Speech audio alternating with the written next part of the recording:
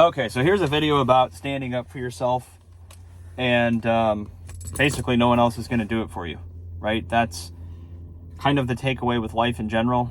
If you allow yourself to be exploited or just accept whatever your circumstance is in life, that's just what's going to continue happening to you. A good example is your job. If you keep showing up to work and you don't do anything different to change your circumstance, you're going to most likely just continue getting whatever you've been getting, right? You're not going to have a big upswing in terms of money.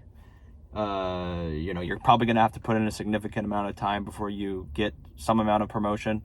And a lot of times now, even a promotion doesn't really mean a lot more money.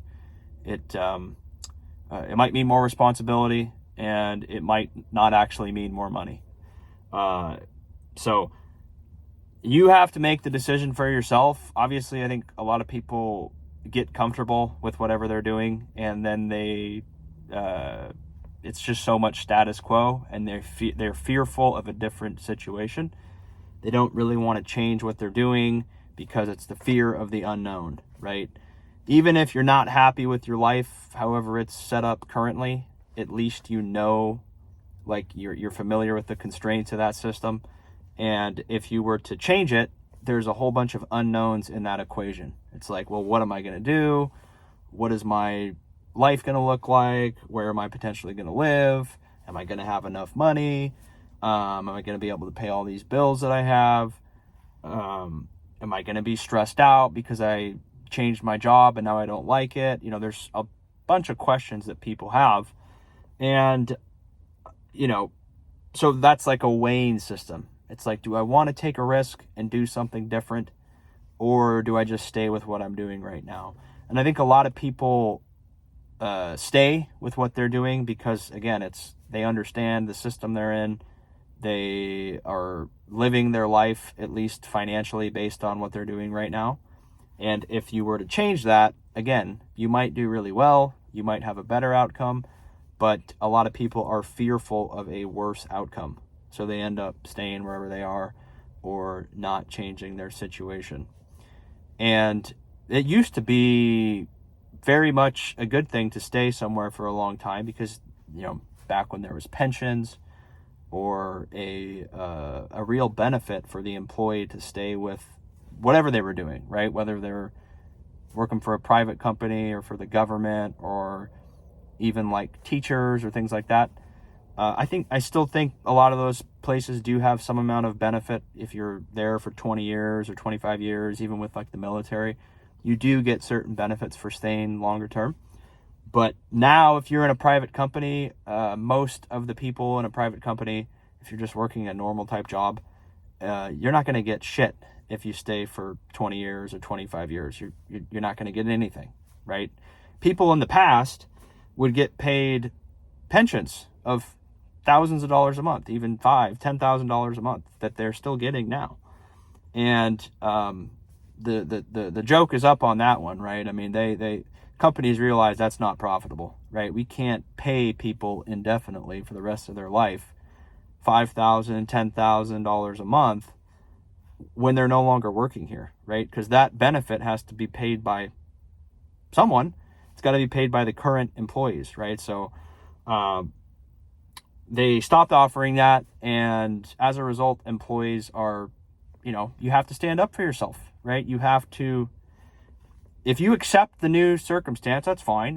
You can accept that. But if you want to have a better outcome or change whatever your circumstances are, you have to change it yourself. No one else is going to do it for you.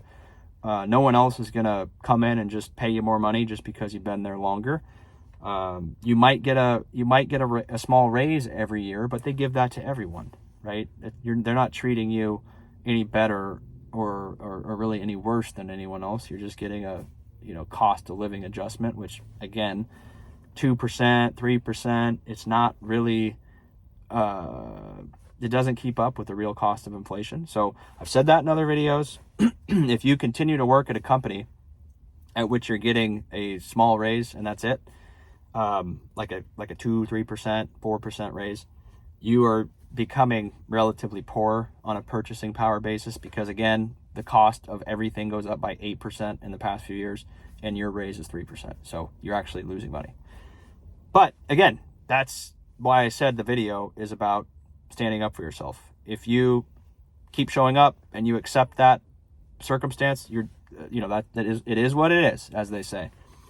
But now a lot of people are having a job hop or do things on the side, or do YouTube, or do gig work or side work, or learn how to code, or offer marketing, or do cold calling or something to generate income. Go start a lawn care business. I don't know, right? But they're having to work multiple jobs because they just can't make it on like one job anymore. You can work one job, but the income that most people get from one job isn't really enough for them to afford like a comfortable lifestyle. Or just not even comfortable, but just, basically be able to pay your bills and potentially own a house at some point. So I think a lot of people just fall into that trap of being comfortable, and they don't change their situation.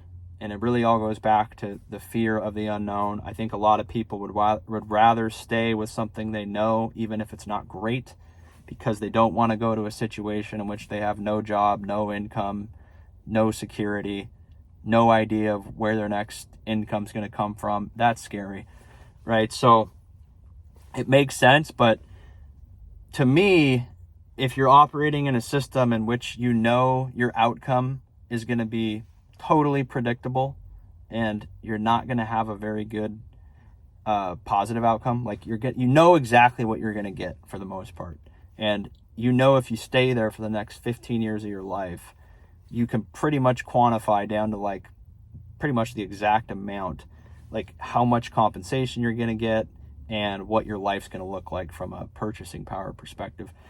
So if you're fine with that, fine. But if you want more, you have to change.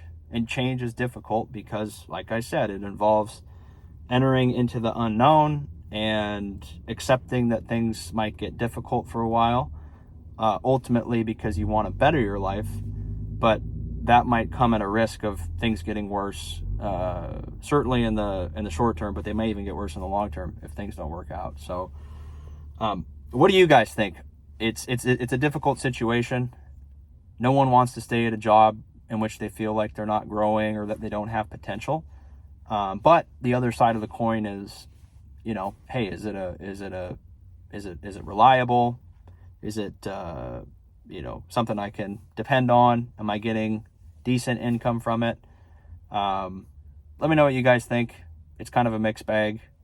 I think today now you have to be a little bit more risk on, because if you go the predictable route, it's just going to be hard. You just can't really afford anything.